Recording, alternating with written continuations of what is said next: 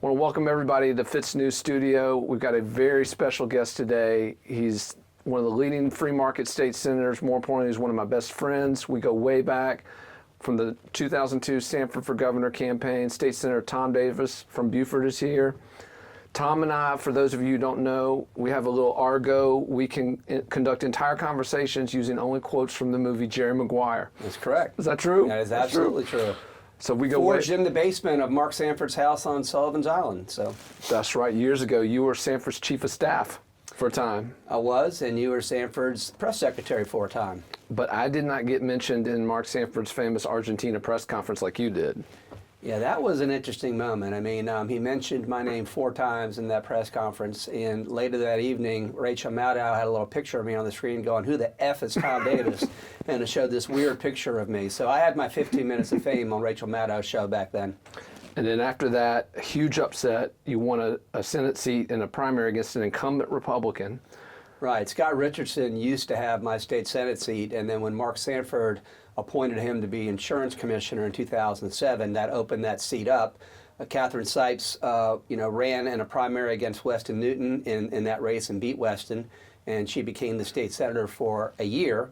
And then in 2008, the regular election cycle, I challenged Catherine in a primary, which you helped me with. That's right. Won that primary 56-44, and won in November, and haven't looked back since. You beat the great Rod Shealy in that race. And Rod Shealy, I think, used every trick he had in his bag. I mean, I don't know, we're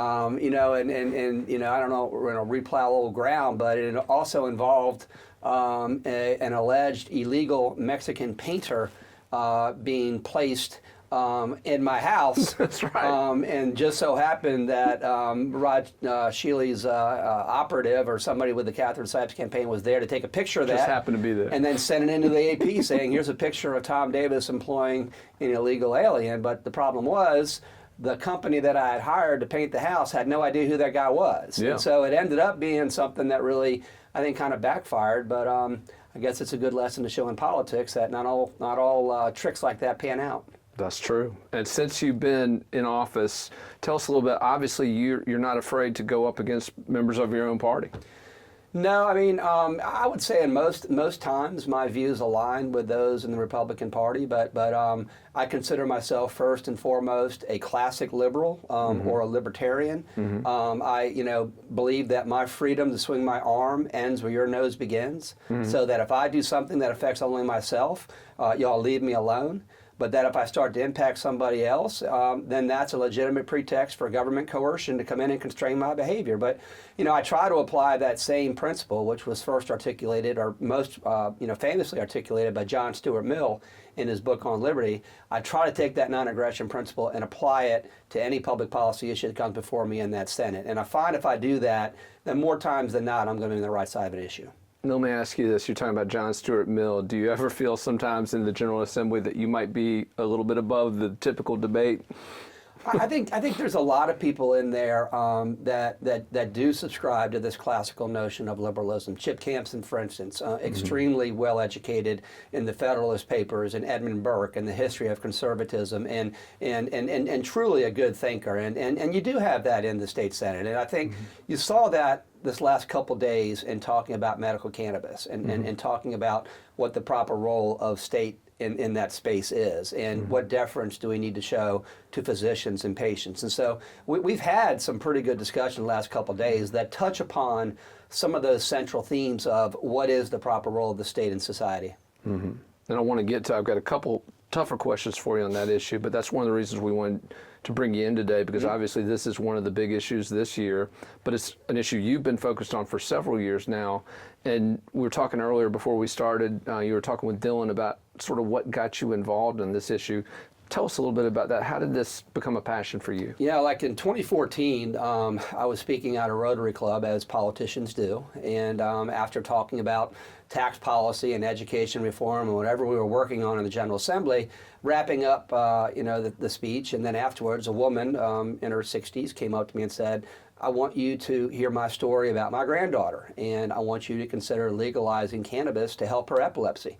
And that was really the first time I had ever heard marijuana mentioned in the context of something that could be efficacious for medical purposes. And so I dug into it and realized that in fact that was true, that there was a substantial body of medical evidence out there that shows that cannabis interacts with your endocannabinoidal system. Everybody has an endocannabinoidal system.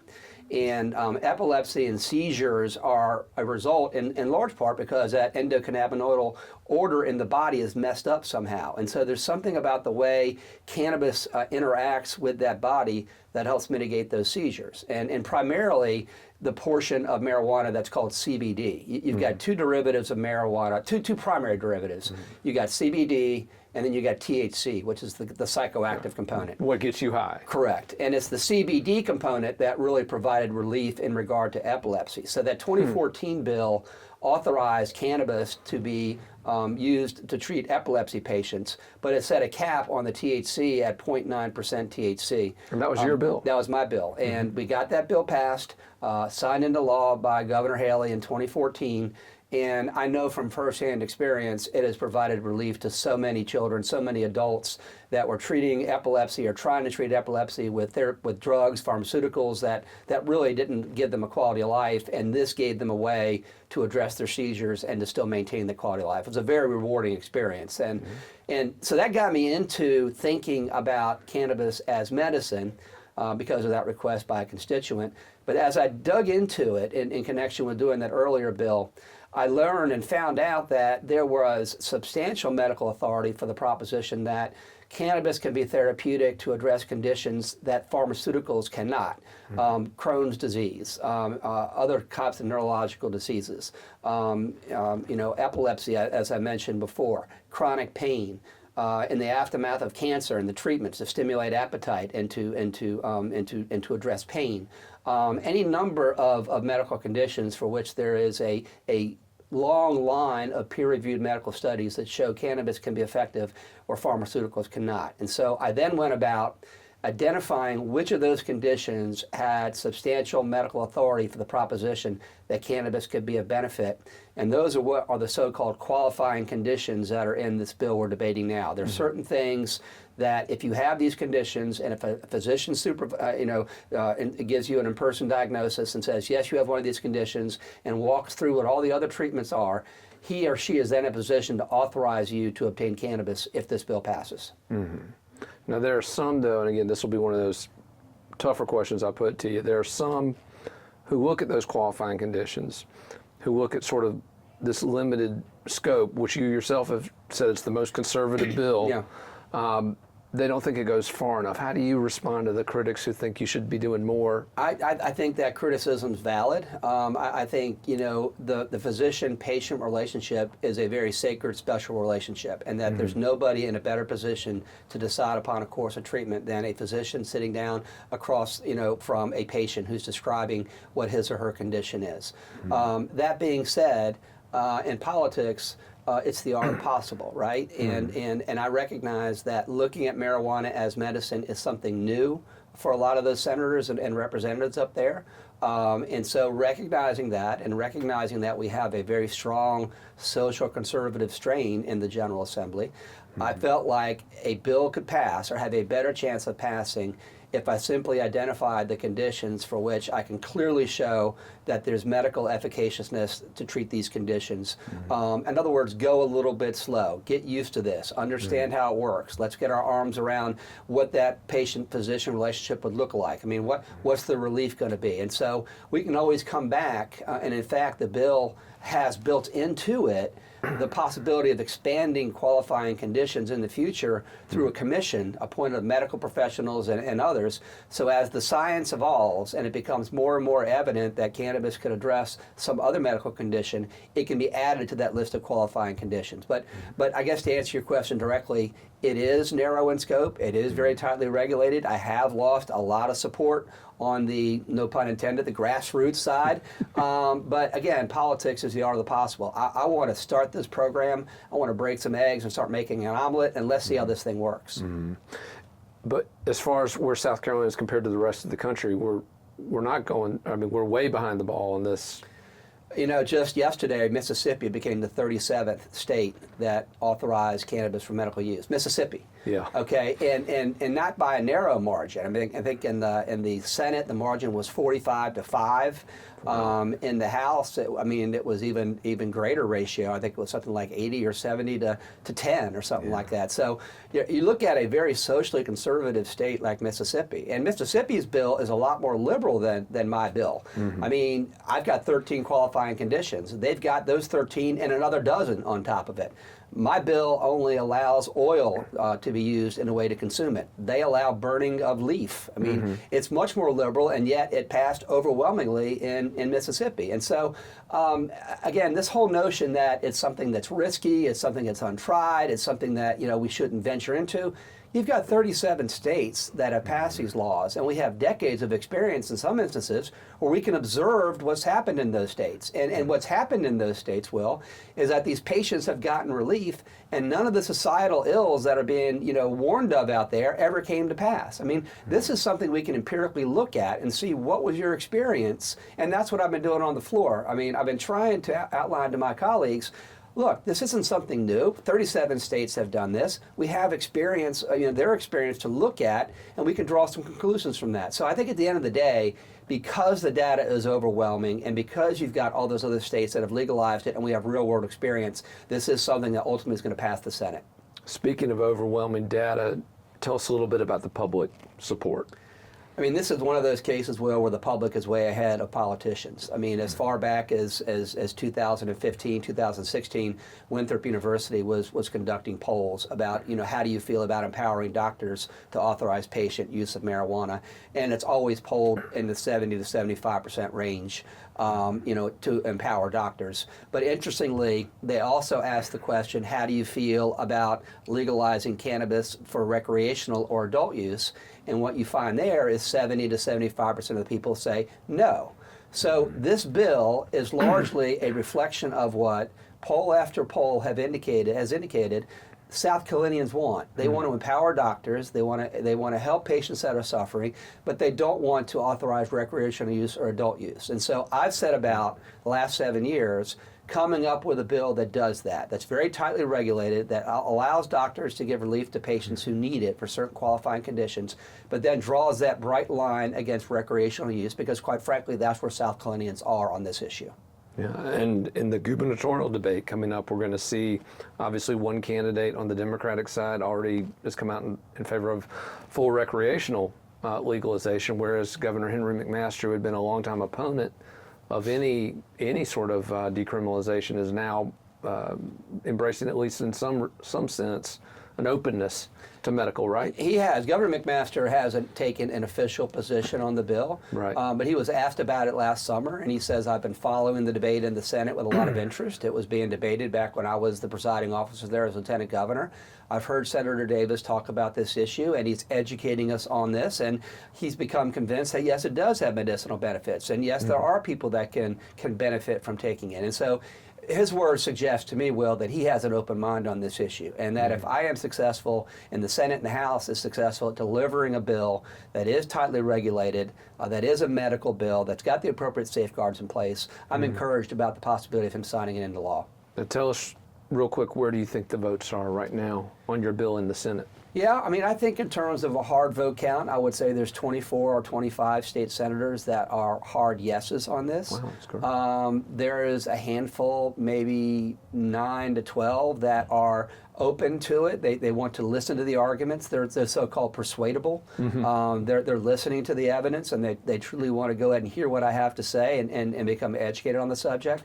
And then I think, quite frankly speaking, you probably got about 8 or 9 hard no's that are just going to be no's, irrespective of what arguments I can make. And let me say this: that's fine with me. Every member of that body attempts to represent their constituency, and I represent Beaufort County, and some of the values and things that people care about in Beaufort County may differ materially from somebody in Oconee County or somebody in Cherokee County, and so I would never begrudge or criticize a senator for casting a vote that was in accordance with what he or she thought the constituents of their district wanted. So, but it's interesting how it plays out. You've got some people who are open-minded, some people who are just, can't be gotten to yes on this, and then some that if they could vote today, they'd vote yes. And so I'm optimistic. I'm not taking anything for granted. I'm going to make my case very methodically, and I'm going to try to address every concern that's expressed to me when I'm at that podium. I spent 5 hours there yesterday. I spent another couple hours there today,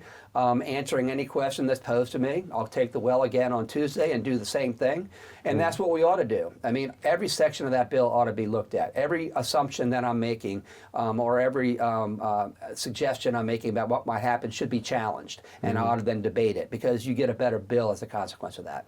Well, I'm not going to be the one to challenge or debate it, because it sounds to me like you've done your homework. Let me ask you, I know every moment's precious, and I know I want to get you back down to your folks down in Beaver, but let me ask you this before you go, because I think this is something that speaks to kind of the broader process of certainly when we both got involved in this crazy process back in 2002.